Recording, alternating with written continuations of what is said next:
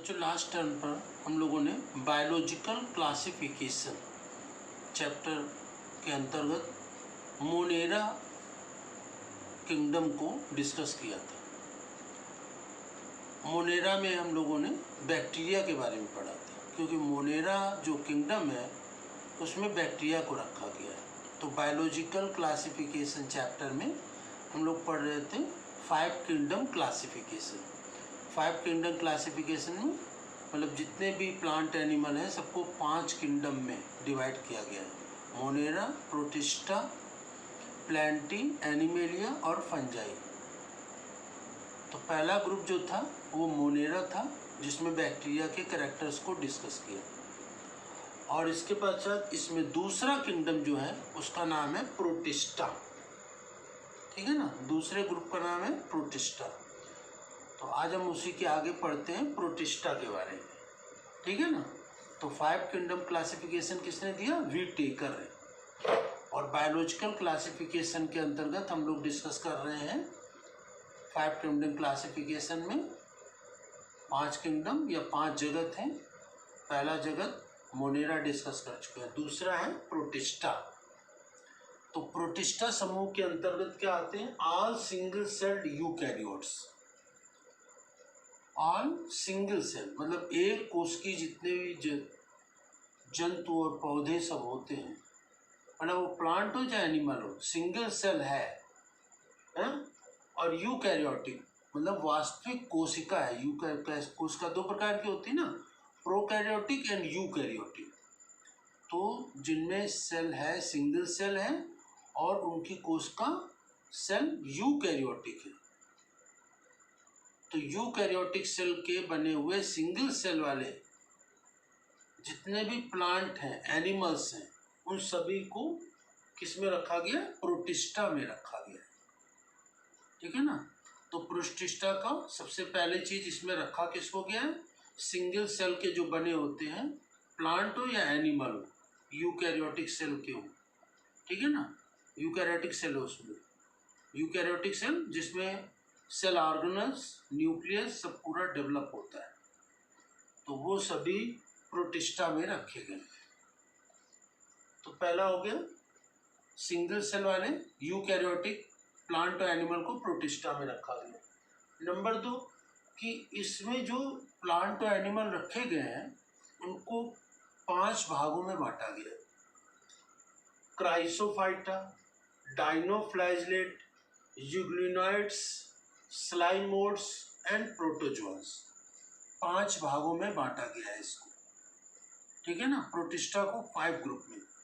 यहाँ पर प्लांट और एनिमल का कोई डिवीजन नहीं। ठीक है ना, सभी इसमें रख दिए गए। तो ये 5 ग्रुप हैं।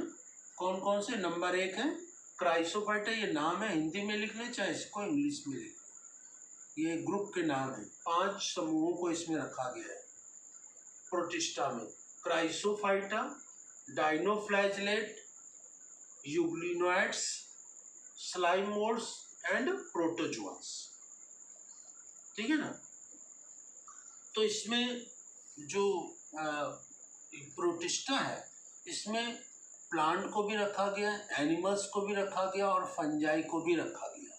बस एक सभी तीनों रखे गए, लेकिन एक कैटेगराइज है, मतलब कि सिंगल सेल होनी चाहिए उनकी और उसका यूकैरियोट होनी चाहिए। प्लांट हो या एनिमल सबको प्रोटिस्टा में रख दिया गया।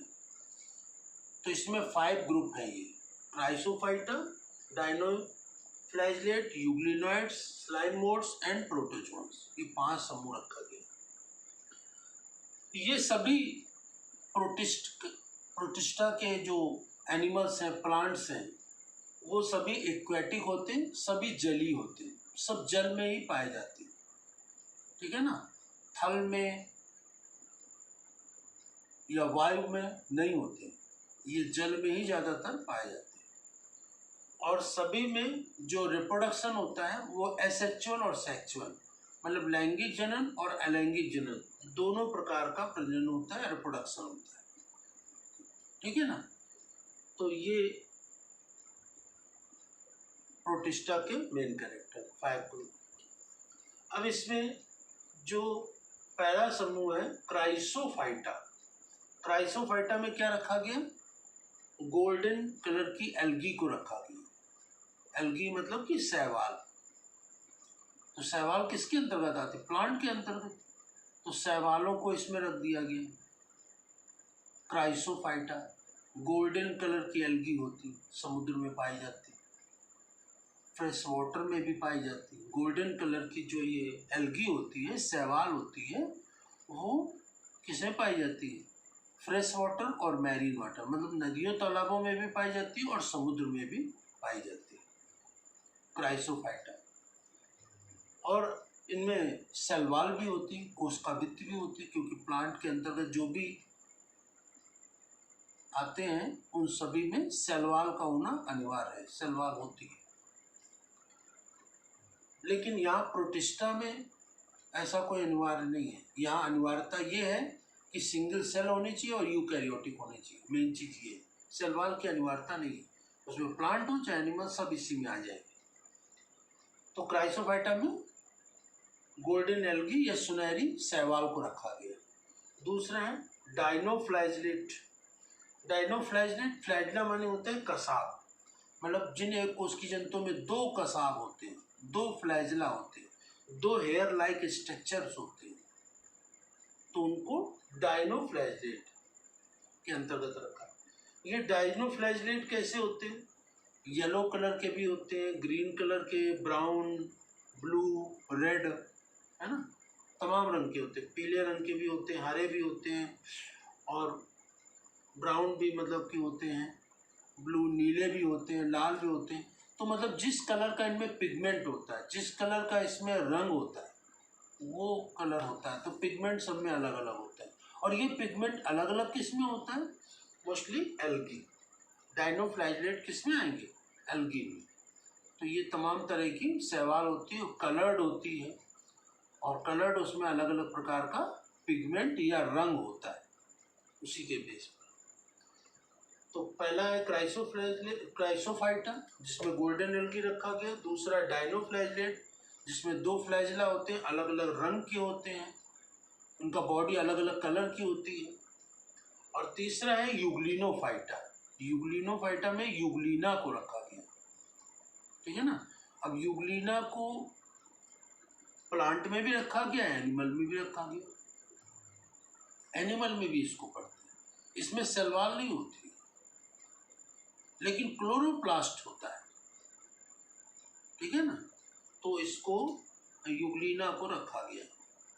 शैवाल नहीं होती, लेकिन इसमें फ्लैजला होता है, एक छोटा होता है, एक बड़ा होता है, और इसमें क्लोरोप्लास्ट होता है, जिसके कारण ये अपना भोजन भी बना लेता है। तो यूग्लिनॉइड्स में यूग्लिना आता है। यूग्लिना के नाम से इसके ग्रुप का नाम है यूग्लिनॉइड्स, ठीक है ना। और ये तो तीन हुए, क्राइसोफाइटा, डाइनोफ्लैजलेट और यूग्लिनॉइड्स। और जो ये स्लाइम मोड्स हैं, ये मृतोपजीवी होते हैं। स्लाइम मोड मृतोपजीवी, या जिसको सेप्रोफिटिक कहते हैं, सेप्रोफिटिक या मृतोपजीवी। तो ये फंजाई की तरह होते हैं, फंजाई या कवक, या जिसे फफूंदी भी कहते हैं। फंजाई या कवक या फफूंदी की तरह होते हैं, और ये सड़े गले कार्बनिक पदार्थों पर पाए जाते हैं। पानी में सड़ी हुई लकड़ी, पत्तियां जो पड़ी रहती हैं, उसके ऊपर ये सड़े गले पदार्थों की उसे भोजन प्राप्त करती है। तो ये मृतोपजीवी होती है।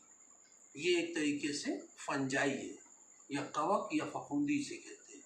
इंग्लिश में फंजाई, हिंदी में कवक कहते हैं, आम बोलचाल की भाषा में इसे फफूंदी कहा जाता है, ठीक है ना। तो स्लाइम मोड्स। और इसके बाद एक पांचवा समूह प्रोटोजोअन्स, ठीक है ना। तो प्रोटोजोअन्स क्या होते हैं, प्रोटोजोअन्स ये प्रोटोजोआ का एक समूह है। प्रोटोजोअन्स में के अंतर्गत यूनिसेलर एक कोशिकीय जंतु ही आते हैं। और प्रोटोजोअन्स के एग्जाम्पल्स कुछ लिखें, जैसे कि अमीबा, ट्रिपैनोसोमा, पैरामीशियम और प्लाज्मोडियम, ये सभी प्रोटोजोआ संघ के जंतु हैं।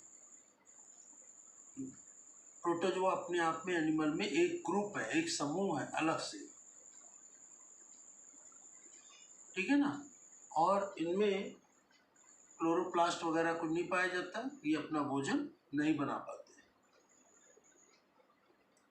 लेकिन इनमें ये जो ग्रुप दिखाया गया है, इनमें मूवमेंट के लिए जो ऑर्गन्स होते हैं वो अलग अलग होते हैं। जैसे कि अमीबा में जो गमन होता है, गति होती है, वो सूडोपोडिया या कूटपादों के द्वारा गमन होता है।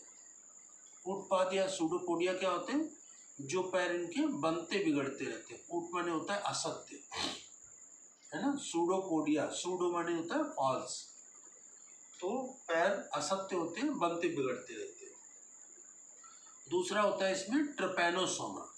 ट्रिपैनोसोमा कैसा होता है? ये इससे एक रोग होता है स्लीपिंग सिकनेस। इसमें फ्लैजला के द्वारा मूवमेंट होता है। ट्रिपैनोसोमा में किसमें फ्लैजला होता है, बड़ा सा हेयर लाइक स्ट्रक्चर, ये बाल के समान संरचना होती है जिसके द्वारा इसमें मूवमेंट होता है, ट्रिपैनोसोमा। पैरामीशियम, पैरामीशियम इसके पूरे शरीर पर छोटे छोटे हेयर लाइक स्ट्रक्चर होते हैं जिसे सीलिया कहते हैं, ठीक है ना। तो पैरामीशियम में सीलिया के द्वारा मूवमेंट होता है, ट्रिपैनोसोमा में फ्लैजला के द्वारा मूवमेंट होता है।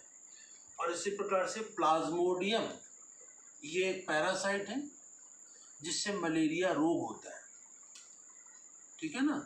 ये एक परजीवी है, पैरासाइट है, जिसके द्वारा मलेरिया रोग होता है। और इसमें मूवमेंट के लिए कोई विशेष ऑर्गन नहीं होता है, लेकिन ये प्लाज्मोडियम वाइवेक्स होता है, इसमें होगा तो सूडोपोडिया के द्वारा ही मूवमेंट होगा, ठीक है ना। तो इस प्रकार से जो ये प्रोटिस्टा के में जीव रखे गए हैं, लिविंग बींग्स रखे गए हैं, ऑर्गेनिज्म रखे गए हैं, उसमें प्लांट भी हैं और एनिमल्स भी हैं और फंजाई या कवक या फफूंदी, तीनों प्रकार की हैं। इनकी विशेषता क्या है? ये सभी यूनिसेलुलर है, एक कोश की, सभी की कोशिका यूकैरियोटिक है, वास्तविक कोशिका है, ठीक है ना। ये मुख्य कारण इसका लक्षण है। इसमें ये नहीं डिवीजन किया गया कि ये प्लांट है या एनिमल है, ऐसा नहीं, सभी को एक साथ रख दिया गया है तो प्रोटिस्टा समूह में। तो इसमें जो ऑर्गेनिज्म लिविंग बींग्स रखे गए हैं उनको 5 भागों में बांटा गया है। कौन कौन से? क्राइसोफाइट्स, डाइनोफ्लैजलेट, यूग्लिनोइड्स, स्लाइम मोल्ड्स और प्रोटोजोन्स, ठीक है ना। ये ध्यान रखेंगे, क्राइसोफाइट्स, डाइनोफ्लैजलेट और यूग्लिनोइड्स, ये तो सब एल्गी है, शैवाल है, ठीक है ना। शैवाल या एल्गी को इंग्लिश में एल्गी कहते हैं, हिंदी में शैवाल कहते हैं और आम बोलचाल का भाषा में इसे काई कहते हैं। इनको रखा गया है, ये शैवाल। स्लाइम मोल्ड्स, ये फंजाई है, फंजाई कवक या फफूंदी होती है। और कैसी?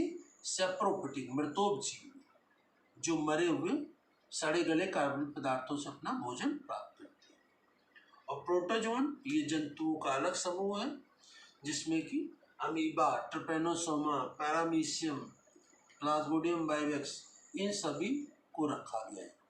और ये डिवीजन जो किया गया है इनमें अलग अलग प्रोटोजोआ में, तो इनको अलग अलग कैटेगराइज किया गया है। तो इनमें मूवमेंट के जो ऑर्गन होते हैं, गमन करने के जो अंग होते हैं, उसके आधार पर इनको कैटेगराइज किया गया प्रोटोजोअन एनिमल्स को। प्रोटोजोआ एक समूह का नाम है जिसमें कि केवल एक कोश की जंतुओं को ही रखा गया। तो इस प्रकार से इसमें 5 समूह शामिल किए गए प्रोटिस्टा में, ये आपको याद रखना है मुख्य रूप से, ठीक है ना। तो अमीबा में सूडोपोडिया के द्वारा मूवमेंट होता है या गमन होता है, सूडोपोडिया या कूटपाद, कूटपाद जो बनते और बिगड़ते रहते हैं। ट्रिपैनोसोमा, इसके द्वारा एक रोग होता है स्लीपिंग सिकनेस, निंद्रा का रोग, जिसको हो जाता है वो सोता ही रहता है, ठीक है ना। और ये सीसी फ्लाई मक्खी का नाम है जिसके द्वारा ये रोग फैलता है। और ट्रिपैनोसोमा, इसमें फ्लैजिला के द्वारा मूवमेंट होता है, बड़ा हेयर लाइक स्ट्रक्चर होता है। और पैरामीशियम में क्या होता है? छोटे छोटे हेयर लाइक स्ट्रक्चर पूरी बॉडी में होते हैं, तो वो पैरामीशियम में सीलिया के द्वारा मूवमेंट होता है, ठीक है ना। और प्लाज्मोडियम में जो इसके अंदर प्लाज्मा भरा होता है लिक्विड, उसके द्वारा मूवमेंट होता है। तो इस प्रकार से हम लोगों ने आज प्रोटिस्टा के जो प्रॉपर्टीज़ होती हैं उनको डिस्कस कर लिया। तो ये आप लोग अपने ध्यान से अपनी फेयर कॉपी में नोट कर लेंगे समझ करके। जो मैंने बताया उसको ध्यान से सुनिए और अपने आप इसको लिखिए। हिंदी और इंग्लिश दोनों में इसको बता दिया है। Thank you.